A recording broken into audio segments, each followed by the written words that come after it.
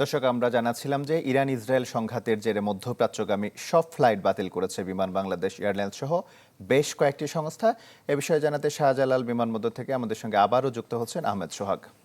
সোহাগ, শুধুমাত্র আজকের ফ্লাইট না, পরবর্তী ফ্লাইট নিয়েও তো এক ধরনের ধোঁয়াশা তৈরি হয়েছে, অনিশ্চয়তার সৃষ্টি হয়েছে। আপনার পেছনে দেখতে পাচ্ছি অনেক মানুষের ভিড়। তাদের ভোগান্তির চিত্র তো অবশ্যই দেখছেন, জানাবেন।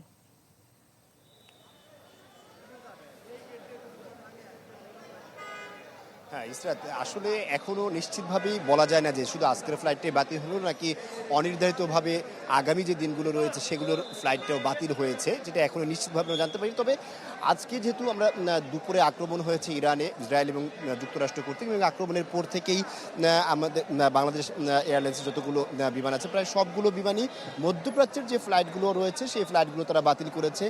বাংলাদেশের সবচেয়ে বড় শ্রমবাজার মধ্যপ্রাচ্য, বিশেষ করে মধ্যপ্রাচ্যের সৌদি আরব, কাতার, কুয়েত এবং দুবাই সহ মধ্যপ্রাচ্যের যে সমস্ত দেশগুলো রয়েছে এবং শহরগুলো রয়েছে, এই সমস্ত শহরগুলোতে যেহেতু বড় একটি শ্রমবাজার রয়েছে, সুতরাং এই শ্রমবাজারের শ্রমিক হিসেবে বাংলাদেশি যে সকল লেবাররা যেয়ে থাকেন তারা কিন্তু প্রায় প্রতিনিয়ত এখান থেকে যাতায়াত করেন এই শাহজালাল আন্তর্জাতিক বিমানবন্দর হয়ে।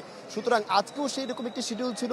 যুদ্ধের কারণে যে সকল শ্রমিকরা আজকে শিডিউলটা বিমানের শিডিউলগুলো, ফ্লাইটগুলো বন্ধ হয়েছে, ক্যান্সেল করা হয়েছে, সেই সমস্ত ফ্লাইটগুলো ক্যান্সেল করার কারণে সাধারণ শ্রমিকরা কিন্তু আর আজকে যেতে পারছেন না। কিন্তু দেশের দূর দূরান্ত থেকে বিভিন্ন জেলা থেকে এই বিমানবন্দরে কিন্তু এসে উপস্থিত হয়েছেন বিভিন্ন এলাকার যে সকল শ্রমিকরা রয়েছেন এবং প্রবাসী রয়েছেন, তারা কিন্তু এখানে এসে উপস্থিত হয়েছেন। আমরা সেই সারাদিন ধরে আপনাদেরকে দেখানোর চেষ্টা করছিলাম যে এখানে যে সকল মানুষরা রয়েছেন তারা আসলে সেই বিকাশ পেমেন্টে 10,000 টাকার বেশি অফার।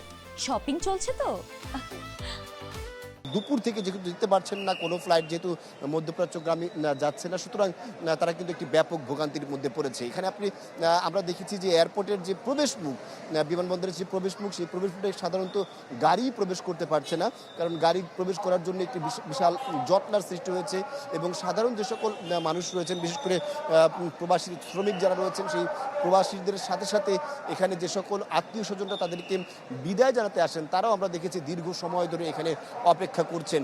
অর্থাৎ তাদের অপেক্ষার প্রহর কিন্তু কাটছে না এবং তারা কিছুতেই এখানে যে স্বাভাবিক পরিবেশ, সেই পরিবেশ এখন কিন্তু আর দেখা যাচ্ছে না। অর্থাৎ এখানে কিছুটা অস্বাভাবিক পরিবেশ আমরা দেখতে পাচ্ছি। সাধারণ মানুষের জটলা রয়েছে এবং এই জটলা যত সময় যাচ্ছে তত তাদের এই সময়টা এবং জটলা এবং অপেক্ষাটা যে আছে, অপেক্ষার পালা দীর্ঘ হচ্ছে ইসরাত।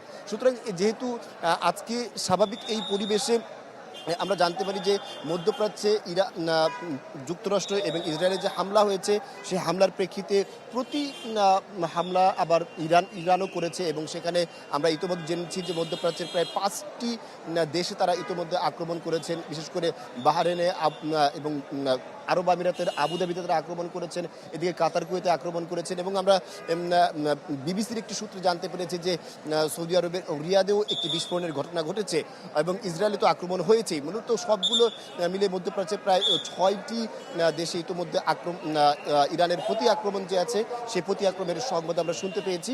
সুতরাং এই প্রেক্ষিতে আসলে পরবর্তী সময়ে কবে আবার বা কোন সময়ে আবার নতুন করে এই মধ্যপ্রাচ্যের যে সকল ফ্লাইটগুলো রয়েছে সেই ফ্লাইটগুলো চালু হবে, সেটা কিন্তু এখনো ধোঁয়াশা রয়ে গিয়েছে এবং সাধারণ মানুষের যে দুর্ভোগ, সেই দুর্ভোগে এখনই হলফ করে কেটে যাচ্ছে, এটা বলা যাচ্ছে না। ইসরাত, অনেক ধন্যবাদ আপনাকে সোহাগ। হযরত শাহজালাল আন্তর্জাতিক বিমানবন্দর থেকে আমাদের সঙ্গে যুক্ত হয়েছিলেন আহমেদ সোহাগ।